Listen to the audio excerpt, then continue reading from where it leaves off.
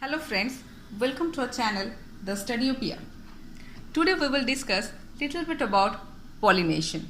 Pollination is the transference of pollen grain from the anther to stigma. It may happen in three principal ways: autogamy, geitonogamy and allogamy.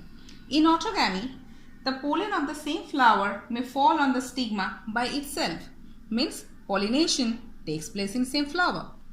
In geitonogamy, the pollen of another flower of the same plant may fall on the stigma, means pollination takes place in different flower of same plant.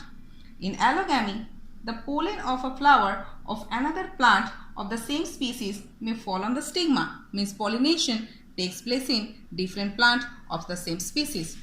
Through this picture, we can also explain it so nicely. See, autogamy means within the flower of same plant. Geitonogamy means different flower, same plant. Allogamy, different plant of same species.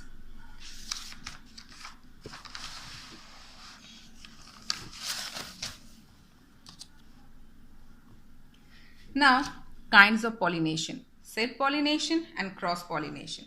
Self-pollination is the transfer of pollen grains from anther to stigma of the same flower or to the stigma of another flower of the same plant. Cross-pollination is the transfer of pollen grains from the anthers of flowers of one plant to the stigma of flower of another plant of the same species.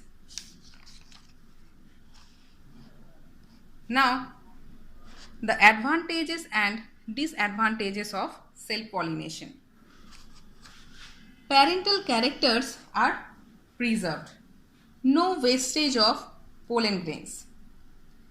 Scent and nectars are not needed. But in self-pollination, no new varieties are formed. The genetic traits of same plant with no change and without any intermixing are passed on to the next generation.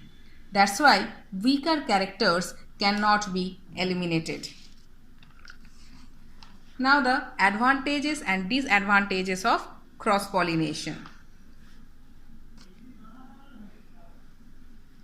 The offsprings are healthier. Seeds are abundant and viable. Chances of new varieties are high.